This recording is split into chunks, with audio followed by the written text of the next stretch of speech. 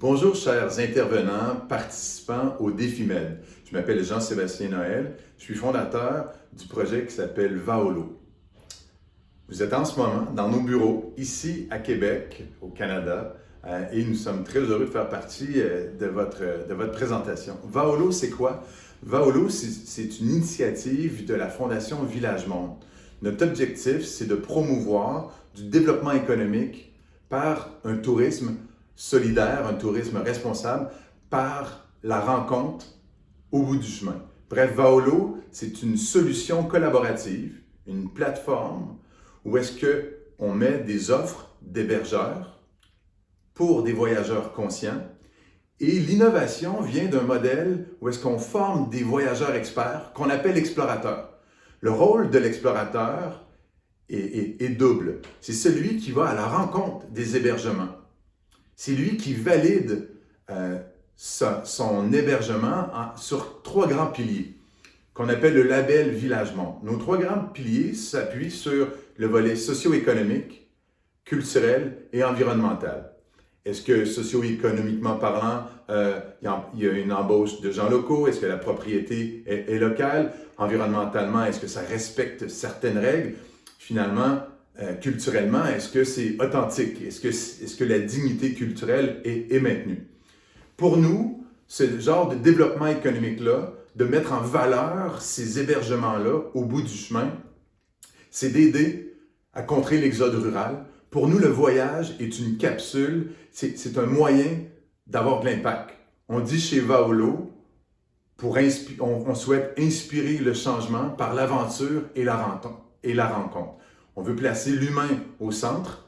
Donc, notre explorateur va rencontrer les hébergeurs, l'aide à structurer son offre en mode 2 nuits, 3 jours.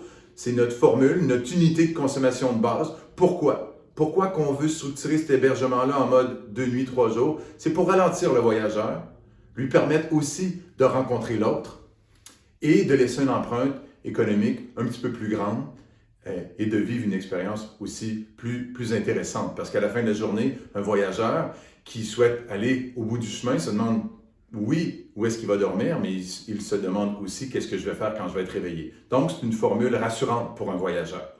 Le double rôle de l'explorateur, oui, répertorier et valider l'hébergement, l'aider à structurer l'offre en mode 2 nuits, 3 jours, créer du contenu photo, vidéo pour soutenir la commercialisation. Et parallèlement, il inspire le voyageur à suivre son chemin. Donc, Vaolo crée une suite technologique d'applications mobiles, de sites web pour permettre à ces explorateurs-là, ces voyageurs-là, de se réaliser, de mieux vivre de ce rêve-là, de la passion de voyager. Et ultimement, on souhaite même qu'ils fassent partie du modèle d'affaires. De quelle manière nous formons nos explorateurs? Nous avons une belle hiérarchie de rôles, d'outils pour former ces voyageurs-là, ces explorateurs-là. Pour nous, être un explorateur, c'est rencontrer et raconter. C'est quoi être un explorateur en 2020? C'est de focusser sur, justement, les médias sociaux, la photo, la vidéo, comment transmettre, raconter une histoire, mais c'est aussi focusser sur la rencontre, l'autre, apprivoiser même le silence. Comment qu'un explorateur construit des ponts? On a lancé l'an dernier notre grand programme, une grande académie des explorateurs où est-ce que, suite à une sélection, un appel du public, on a sélectionné 35 personnes qui ont été formées à l'Académie des explorateurs et par la suite partaient en exploration, soutenues financièrement par Vaolo. C'est l'objectif de venir en France l'an prochain, de lancer une académie en partenariat avec les différents gens que vous rencontrez en ce moment. Donc, en primeur aujourd'hui, je vous dis qu'on s'en vient.